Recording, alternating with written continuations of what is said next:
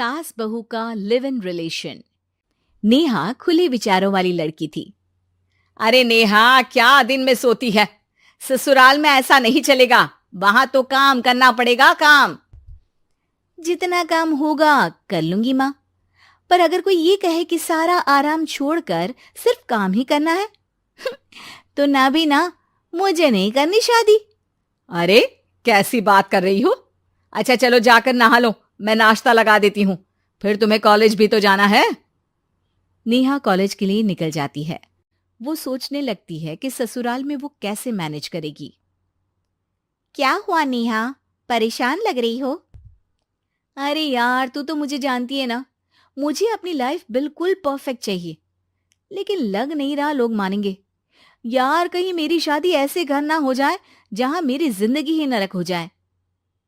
अरे मैंने ना कल एक इंग्लिश फिल्म देखी थी, उसमें भी कुछ ऐसी ही समस्या थी हीरोइन की। अच्छा, तो फिर क्या किया उसने? उसने तो अपने होने वाले पति से साफ साफ कह दिया कि वो पहले उसके घर कुछ दिन तक बिना शादी के रह कर देखेगी, और अगर ठीक लगा तो ठीक, वरना तेरे मेरे रास्ते अलग। अरे हाँ यार, ये तो बिल्कुल सही आइडिया दे रही है तू मुझे। चल मैं तो चली, थैंक्स यार, तूने मेरी प्रॉब्लम सॉल्व कर दी। ये बोलकर नेहा खुशी खुशी वहां से निकल जाती है, लेकिन पीछे से उसकी सहेली कहती है, अरे नेहा, नहीं नहीं, कुछ नहीं सुनना मुझे। ये बोलकर वो वहां से चली जाती है। हे भगवान, पूरी बात सुने बिना ही चली गई। अरे वो तो विदेशी फिल्म थी, वहां सब चलता है, लेकिन ये तो भारत है, सभ्यता और संस्कारों वाला देश, जहां शादी से पहले लड़की को ससुराल में नहीं रखा जाता। खैर, नेहा मस्त होकर घर आती है। नेहा, कल तुझे लड़के वाले देखने आने वाले हैं, और हाँ, इस बार कोई बहाना नहीं चलेगा। हाँ हाँ, आने दो आने दो, मैं तैयार हूं शादी के लिए। अगले दिन लड़के वाले आते हैं, जहां लड़का कहता है, मुझे अकेले में लड़की से कुछ पूछना है। हाँ हाँ, क्यों नहीं बेटा, जाओ नेहा, घर तो दिखा दो इन्हें।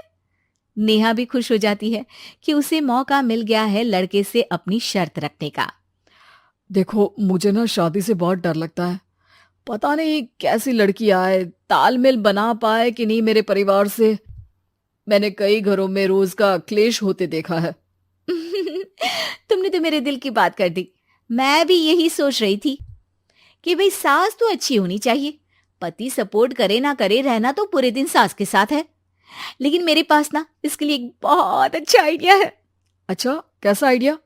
क्यों ना शादी के पहले मैं कुछ दिनों तक तुम्हारे घर आकर रह लूं, तुम लोग मुझे समझ लेना, मैं तुम लोगों को समझ लूंगी। ठीक लगा तो शादी, वरना टाटा बाय बाय। क्यों? लड़के को नेहा की बात में दम लगता है। वो घर के सभी लोगों के सामने नेहा की बात रखता है। अरे पागल हो गई है क्या? ये कैसी शर्त है? अरे शादी से पहले मैं क्यों तुझे किसी और के घर भेजूंगी रहने?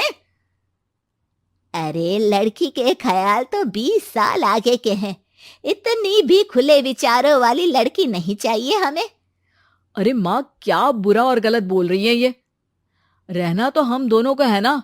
कल को कोई परेशानी आई तो तुम सब तो ये बोलकर निकल जाओगे कि जिंदगी तुम लोगों को ही निभानी है, तुम लोगों को जो करना है करो। तब क्या करूंगा बताओ? सबके समझाने पर वो लोग मान जाते हैं। वाह, मैं 2-3 दिनों में पैकिंग कर लूंगी, तो आकर मुझे ले जाना।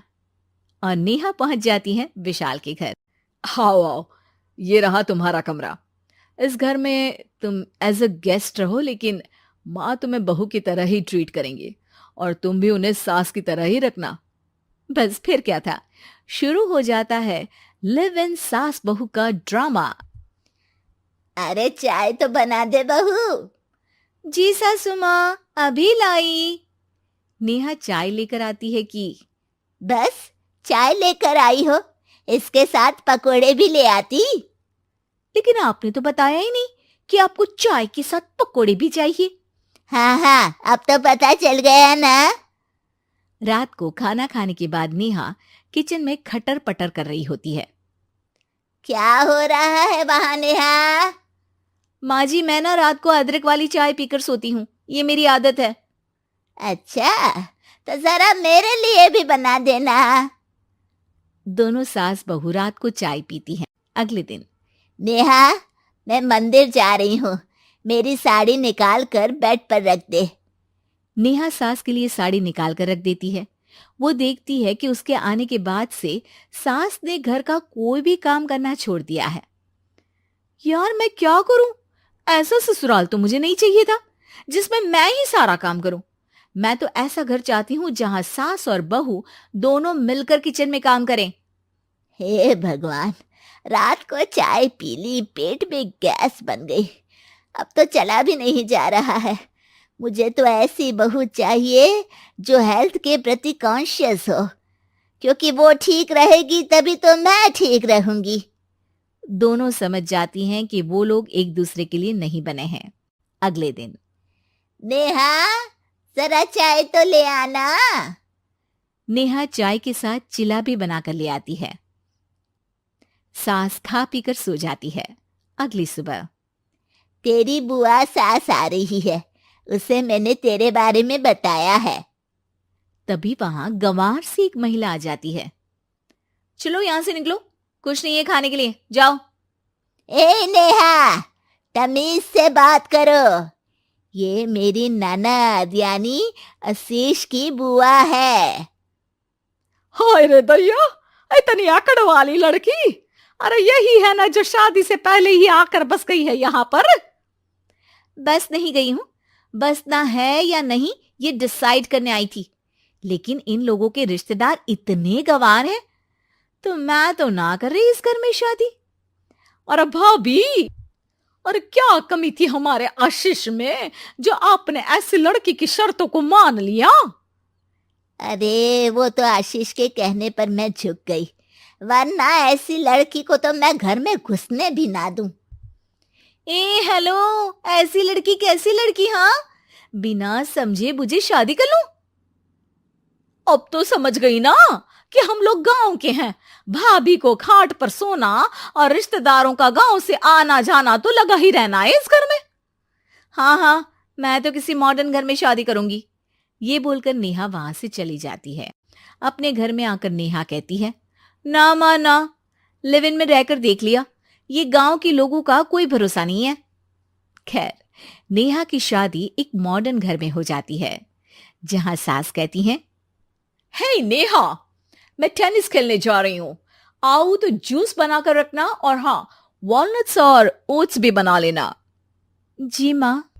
माँ मॉम बोलो डार्लिंग, माँ इज ओल्ड फैशन। बेचारी नेहा सर पर हाथ रख लेती है। हे भगवान, ये सास तो सास ही होती है, गांव की हो या शहर की।